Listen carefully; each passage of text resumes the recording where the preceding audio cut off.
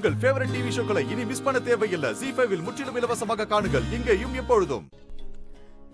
மா, நாளைக்கு அவருக்கு பிறந்த நாள். அதுக்கு என்ன பண்ண போற? அதிரசம் செய்யணும்.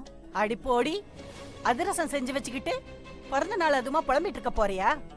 மா, வேற என்னமா பண்றது? கோயிலுக்கு போ. என்ன வித்தியாசம்? கோயிலுக்கு போறதுக்கு நம்ம வீட்லயே இருக்கலாம். 4 பேரை பார்த்து மனசு வேதனை படுறதை விட வீட்ல வெட்டியா உட்கார்ந்து இருக்கிறது ரொம்ப நல்லது. சாமிதான் வீட்லயே இருக்குல்லம்மா.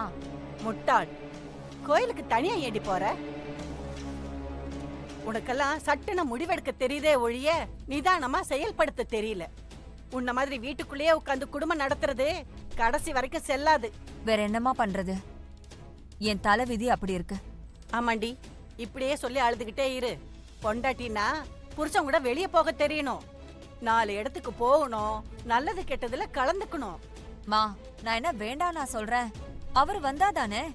அவர் வர்ற வரைக்கும் காத்துக்கிட்டு இருக்க கூடாதுமா, வர வைக்கணும்டி. பொசுக்குன்னு போய் சேர்ந்துட்டாருன்னு வச்சுக்க, நீ என்ன பண்ணுவ? உனக்குன்னு என்ன இருக்கு?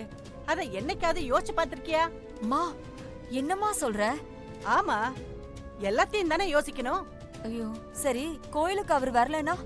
அதென்ன வரலன்னா கூட்டிட்டு போடி. கூட்டிட்டு போறேம்மா. இருக்கிற வாழ்க்கையாவது நான் காப்பாத்திக்கணும். புத்தி வந்தா சரி. பாத்தியாடி, நீ கூப்பிட்டா அவரு கோயிலுக்கு வரல. இப்ப பாரு, அவரு அவங்க குடும்பத்தோட கோயிலுக்கு வந்திருக்காரு. அவருக்கும் அவங்க குடும்பத்துக்கும் கோவில்ல மரியாதை கிடைக்குது, உனக்கு கிடைக்குதா? அவரு முதல்ல என்ன குடும்பமாவே நினைக்கலம்மா. இப்படியே போச்சுன்னா உன் வாழ்க்கை ஒண்ணுமே இல்லாம முடிஞ்சு போயிடும். இனிமே விட்டு பிடிக்கணும்னு நினைக்காத. அவருக்கு வயசும் ஆயிடுச்சுமா. நான் விட்டு பிடிச்சதுக்கு தானே இப்ப மொத்தமா அனுபவிச்சுட்டு இருக்கேன். அவர் மட்டும் சந்தோஷமா குடும்பத்தோட கோயிலுக்கு வருவாரு, நான் மட்டும் அனாதையா வரணுமா? மா, நான் ஒண்ணு தியாகி இல்லம்மா. விட மாட்டேன். அவரை கூடிய சீக்கிரம் என் பக்கம் கொண்டு வருவேன். என் உரிமையை நானே எடுத்துக்குவேன்.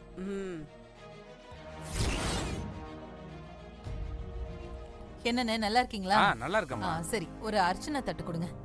நல்ல நேரத்துக்கு வந்தீங்க. அர்ச்சனை தட்டு வாங்குறதுக்கு கூட நல்ல நேரம் இருக்கா? ஆமாம்மா, ஒரே ஒரு தட்டு தான் இருக்கு, அதுவும் கடைசி தட்டு. அதனாலதான் சொன்னேன். அப்போ தட்டுல எல்லா பொருளும் இருக்குல்ல, கடைசி தட்டுன்னு ஒப்பேத்தலையே. அப்படியெல்லாம் செஞ்சா அம்பலத்தார் சும்மா விட்டுவாரம்மா. சரி சரி, அர்ச்சனை கொடியை கொடுங்க.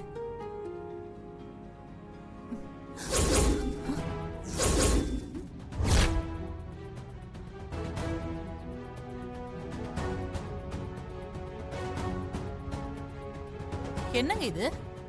நாங்க வாங்கின தட்டை புடுங்கிக்கிறீங்க? ஆமாம்மா, அது அவங்க ஏற்கனவே வாங்கின தட்டுமா. காசு இன்னும் கொடுக்கல.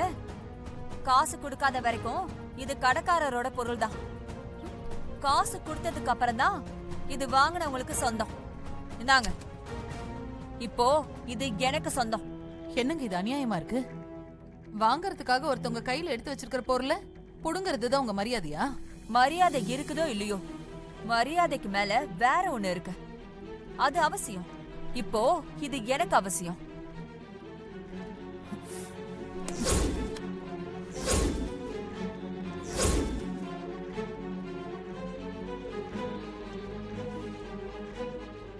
நீங்க இருங்கம்மா. ஜனனி, நீங்க இருங்க. அராஜகம் பண்ணி அர்ச்சனை தட்டை எடுத்துட்டு எங்க போறீங்க? சாமி கிட்ட தானே. எதுக்கு? சாமி கும்பிடுறதுக்காகவா? சாமிக்கு முன்னாடி நீங்க பண்ண அக்கிரமத்தெல்லாம் சாமி பார்த்துட்டு தானே இருக்கும். அந்த சாமி உங்களை கேட்காதா? இல்ல, இந்த மாதிரி சாமி கும்பிடுறவங்க மனசுல பக்தி தான் இருக்குமா? ஏய், கையெடு. எது சரி எது தப்புன்னு நீ எனக்கு சொல்லி தர வந்தியா? போயிடு. இது எனக்கும் அவங்களுக்குமான விஷயம். உனக்கு இதுல சம்மந்தம் இல்ல. ஒரு வகையில நான் இப்படி செஞ்சாதான் சாமிக்கே அது புரியும். இதுல நீ குறுக்க வராத. கைய விடு.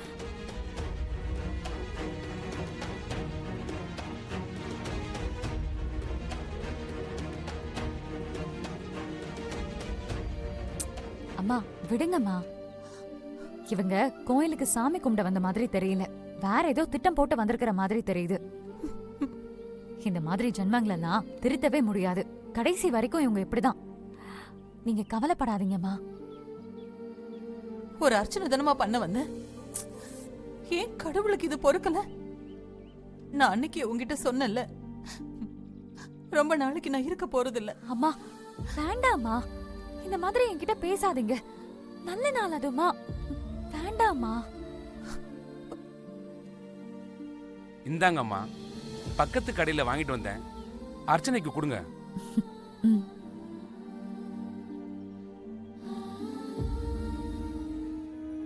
ரொம்ப நன்றிங்க அண்ணே. பரவாயில்லம்மா. பாத்தீங்களாமா, முடியாதுங்கிற பிரச்சனை எல்லாத்துக்கும் முடியுங்கிற ஒரு வழி கண்டிப்பா இருக்கும். நமக்குன்னு ஒரு அர்ச்சனை தட்டு இருந்திருக்கு. நீங்க என்னடானா கோயில் முன்னாடி நின்னு அபசகுனமா பேசிட்டு இருக்கீங்க. அம்மா, அடுத்தது என்னம்மா? கஷ்டமான காலத்துல நமக்குன்னு கடவுள் ஒருத்தர் அனுப்புவாருன்னு சொல்லுவாங்க, கேள்விப்பட்டிருக்கியா? எனக்கு இப்ப ரொம்ப கஷ்டமான காலம். அதான் கடவுள் ஒண்ணு அனுப்பி வச்சிருக்காரு. என்னம்மா இங்க நின்னுட்டு பெரிய வார்த்தைலாம் பேசிட்டு இருக்கீங்க? நீங்க தேவையில்லாம எதுவும் யோசிக்காதீங்க. உண்மையிலேயே என்னோட கஷ்ட காலத்துக்கு தான் கடவுள் உங்ககிட்ட என்ன அனுப்பி வச்சிருக்காரு.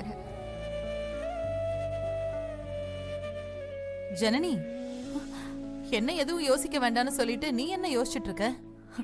அவா போலாம்.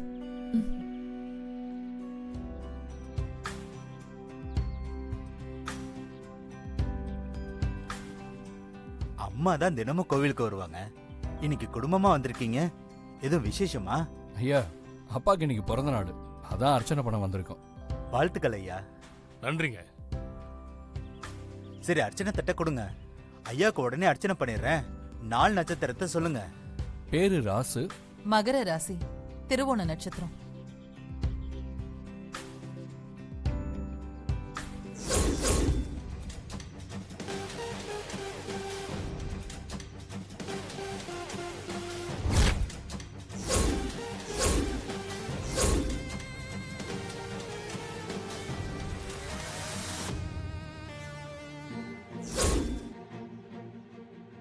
கொஞ்சம் இருங்கம்மா, அவங்களுக்கு முடிச்சிட்டு வந்துடுறேன்.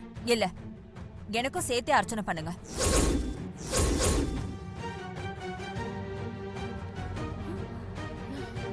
ஐயாவுக்கு இன்னைக்கு பிறந்த நாள், அதனால எல்லாரும் குடும்பமா வந்திருக்காங்க. முடிச்சிட்டு பண்ணி தரேன் உங்களுக்கு. என்னோட வீட்டுக்காருக்கும் இன்னைக்குதான் பிறந்த நாள்.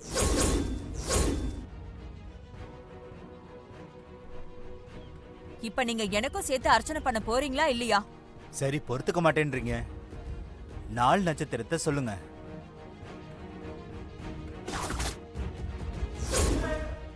ஜீ5 ஆப்பை டவுன்லோட் செய்து அனைத்து எபிசோடுகளையும் இலவசமாக பாருங்க.